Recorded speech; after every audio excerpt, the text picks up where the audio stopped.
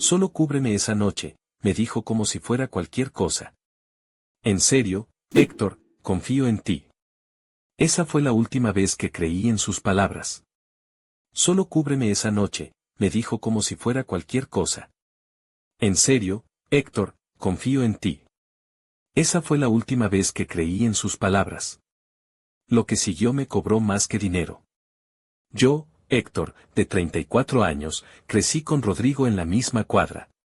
Éramos los que se metían en líos de chicos y los que nos cuidábamos en la adultez. Él tenía su sarcasmo afilado y yo la paciencia que disolvía broncas.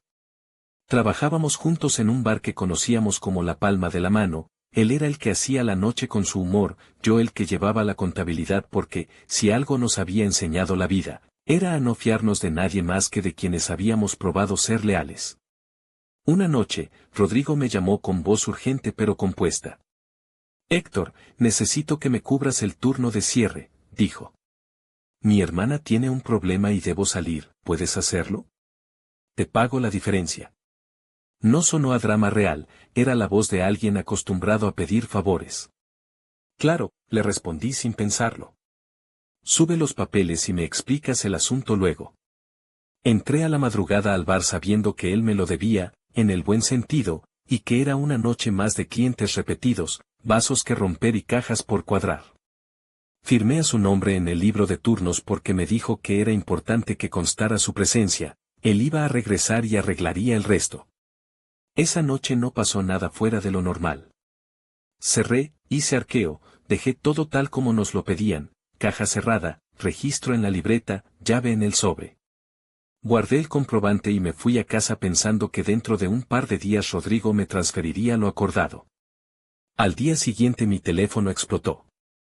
Mensajes, llamadas perdidas, un audio de Renata, mi pareja, que decía, tienes que venir ahora, te están buscando. Cuando llegué a la puerta del bar, la policía ya estaba afuera. No entré corriendo, hubiera sido peor. Entré como quien entra porque no le queda otra. Adentro Rodrigo me miró con los ojos que yo conocía, pero había algo frío en ellos. Te dije que no tocara nada, dijo la dueña mientras pasaba por mi lado como si yo fuera un desconocido. Los bancos dicen que hay un faltante y tú eras el último con las llaves. Eso no tiene sentido, protesté. Yo cubrí la noche y dejé todo en orden. Hay cámaras, revisen la grabación. Traté de mantener la calma. Tenía la contabilidad en mi cabeza, la gente, las tapas, las botellas de la bodega, la doble cerradura y mi firma. Revisa el libro, contáctate con el proveedor, mira el cierre. Las cámaras solo te muestran a ti dentro del bar, dijo el inspector con voz grave. ¿Tienes algo que decir, Héctor? Mi garganta se cerró. La imagen era técnicamente cierta, yo fui quien cerró. Rodrigo sabía eso. Rodrigo también sabía que yo no me habría metido en problemas si él hubiera estado presente. Me pidió que lo cubriera, dije con voz temblorosa. Él me pidió que firmara a su nombre. Miré a Rodrigo esperando un asentimiento, una explicación. Él negó con la cabeza. No, Héctor. No me pediste que firmara nada, ¿qué clase de amigo haría eso? Ahí empezó la primera capa del gaslighting, convertir la evidencia obvia en otra cosa. Empezaron a llamarme desde el banco, la dueña me miraba como si yo fuera a desaparecer con la caja y mis mensajes con Rodrigo pasaron de urgentes a invisibles. Él me hablaba con frases cortas, con reproches disfrazados de distancia. No debiste hacerlo, me repetía, y lo decía como si yo hubiera decidido voluntariamente quedar solo ante la sospecha. Un cliente apareció con un recibo viejo y dijo que faltaban facturas por un monto grande. Esa palabra grande la pronunció con cuidado. No me la llevó a la cara, pero la dueña ya parloteaba con su jefe sobre una cifra que no podía explicar. Cuando pregunté cuánto era, Rodrigo habló por encima y dijo, tú debías cuidar la caja. Se fue la plata. No me dio números, no hacía falta, la insinuación era suficiente para que todo empezara a tambalear. Lo que siguió fue un ajuste de cuentas en cámara lenta. Amigos comunes empezaron a llamarme menos, algunos dejaron de contestar. En el trabajo me pidieron que me disculpara por el malentendido y me sugirieron que era mejor ausentarme mientras investigaban. Renata, que había sido mi sostén, empezó a dudar. ¿Por qué nunca me dijiste que cubrías turnos a su nombre?, me dijo con voz cortada. Si hay algo raro, no me lo ocultes. Le expliqué lo mejor que pude, pero la semilla de la duda ya estaba plantada. Intenté sostener la verdad con pruebas pequeñas, mi arqueo, el recibo que había dejado en la caja, el ticket que lo vinculaba a la compra de botellas.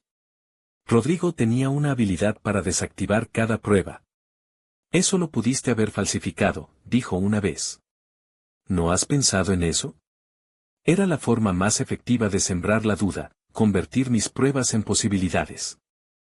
Me escuché justificar lo que me parecía imposible de probar de otra forma cuando las voces externas ya habían volteado. Señora, yo trabajé con Rodrigo años, puede chequear con los proveedores. No me surgía otro argumento que no fuera mi palabra.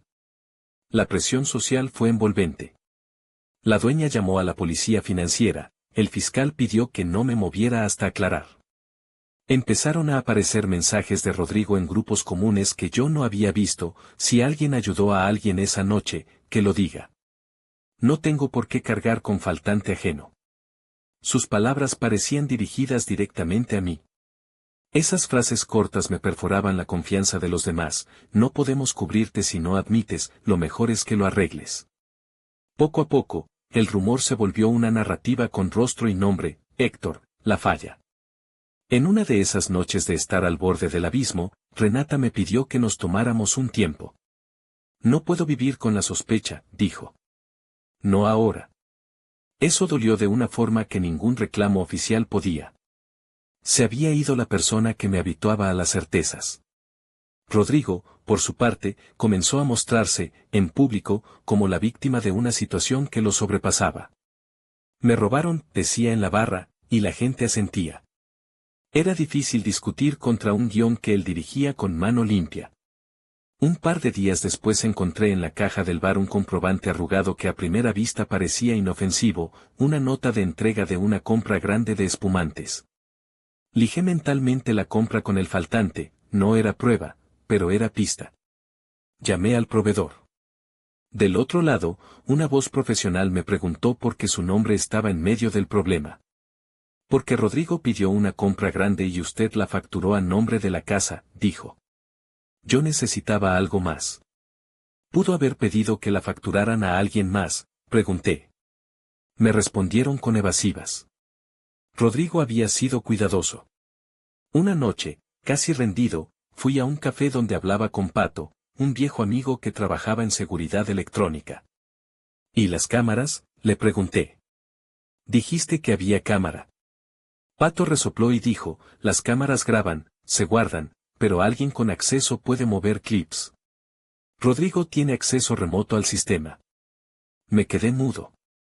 Rodrigo tenía el control de las grabaciones, no yo.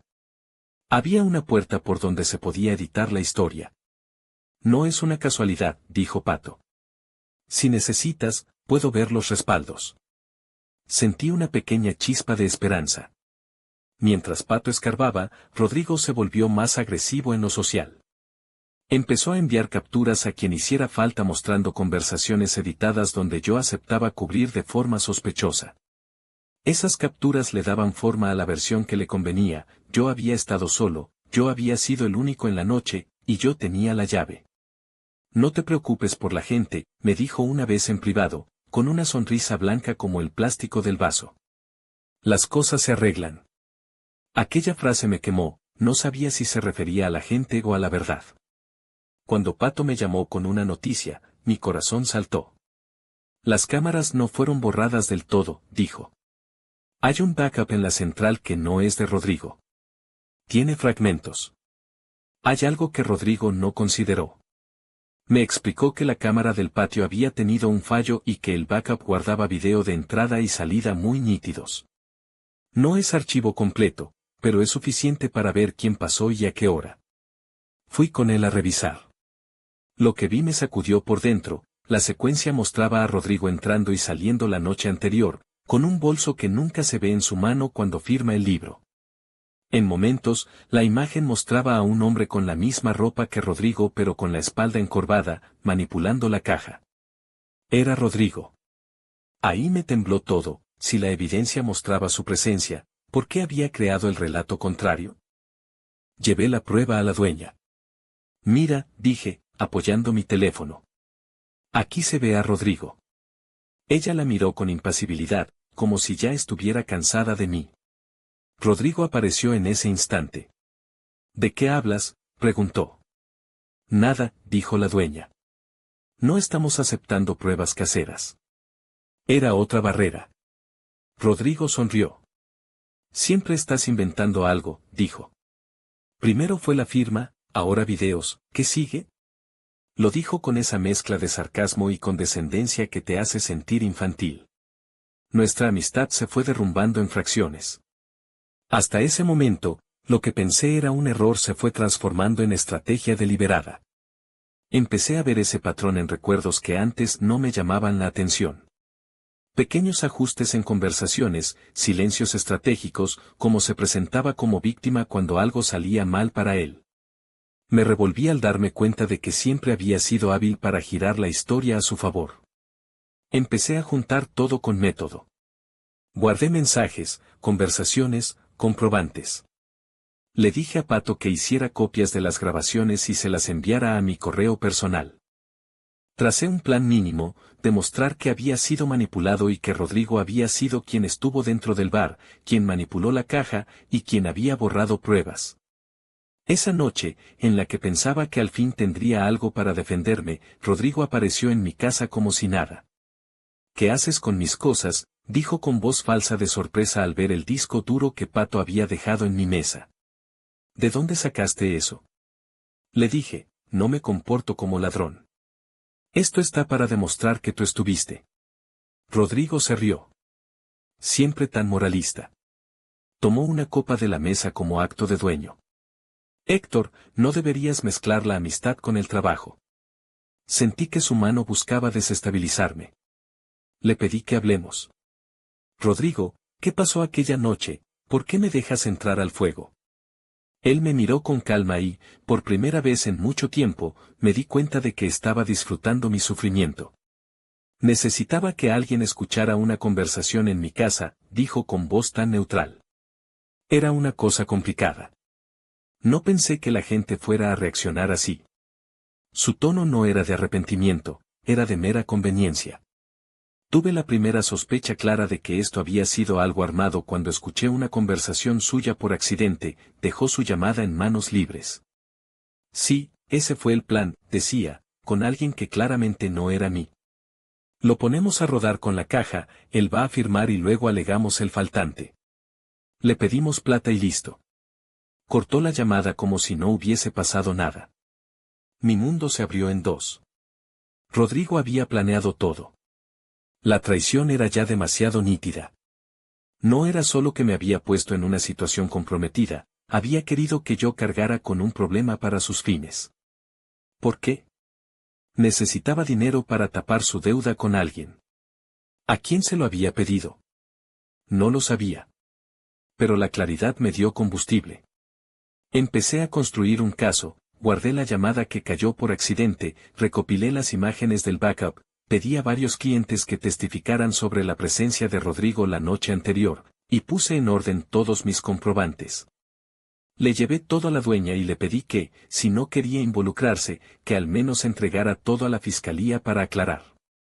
No quiero problemas, dijo, encogiéndose de hombros. Pero si esto no tiene forma, no terminaba la frase porque ya tenía la mirada puesta en Rodrigo. La fiscalía se movió lentamente. Rodrigo, entretanto, se dio cuenta de que mi campaña para limpiar mi nombre iba en serio.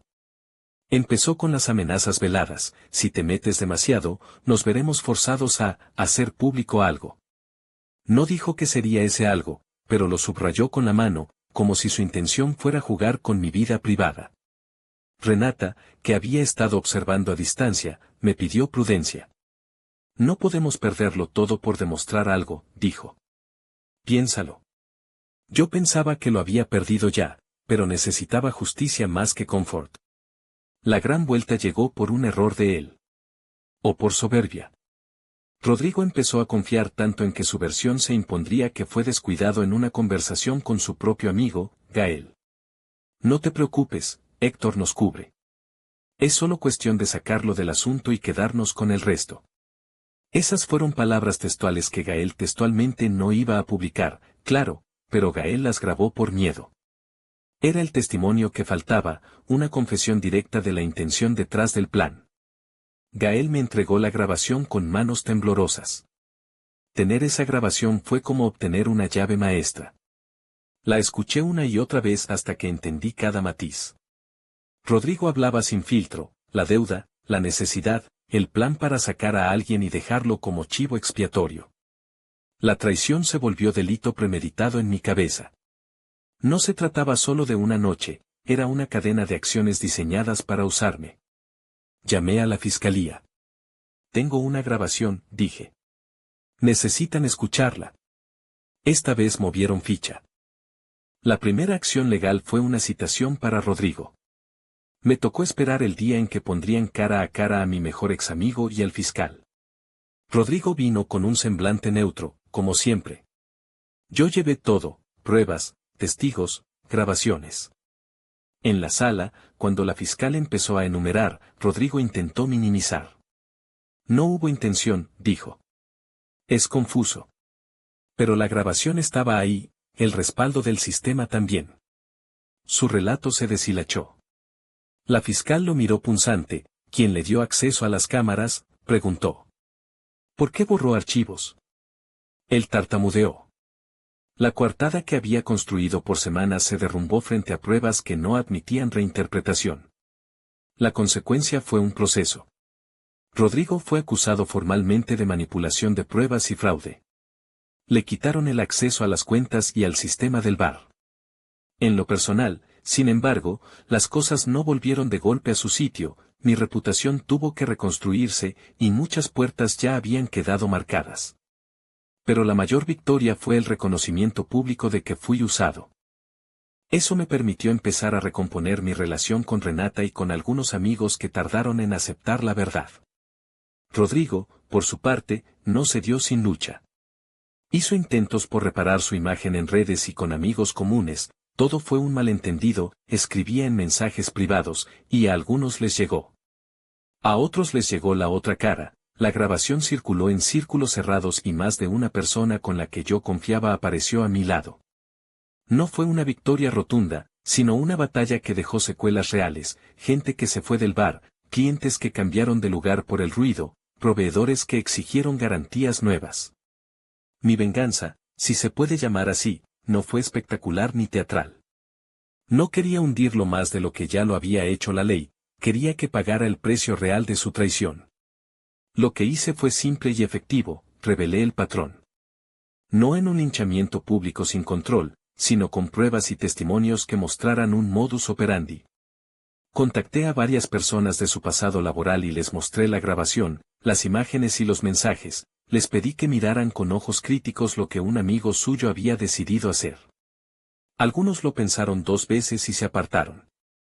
Otros le pidieron cuentas, y la presión social, unida a la legal, fue algo que él no pudo sostener. Hubo un momento, cuando todo parecía que se había calmado, en que lo vi en el mercado. Tenía la camisa arrugada y una mirada que no era la misma. Me acerqué y le dije, ¿por qué? No fue una pregunta retórica, necesitaba una respuesta honesta. Él me miró sin gran interés. No lo puedo explicar, dijo. Me vi en una situación y actué mal. Perdón. Su voz no transmitía remordimiento profundo, sino la incomodidad del que se ha quedado sin salidas. Le devolví la mirada y le dije, no es solo un lo siento. Me costó confianza, me costó trabajo y casi pierdo a mi pareja. Cambiaste cosas en mí que no vas a reponer con palabras. Él bajó la cabeza. La reflexión final no viene desde lo épico. No hay moraleja pulida. Quedó la evidencia de que hay personas que harán cálculos con tus actos y tu buena voluntad, que la intimidad es un arma en manos equivocadas, que la confianza, una vez rota, deja una grieta que cambia la forma en que ves a los demás. Aprendí a documentar más, a no fiarme de gestos y a escuchar las señales sutiles que antes atribuía a generosidad. También aprendí a no confundirme entre la lealtad y el sacrificio que te cuesta la dignidad. Actualización 1. Rodrigo enfrentó cargos y la investigación mostró que no era la primera vez que manipulaba situaciones para beneficiarse. No celebro ver a alguien caer, pero reconocer que hubo un patrón me dio algo de paz.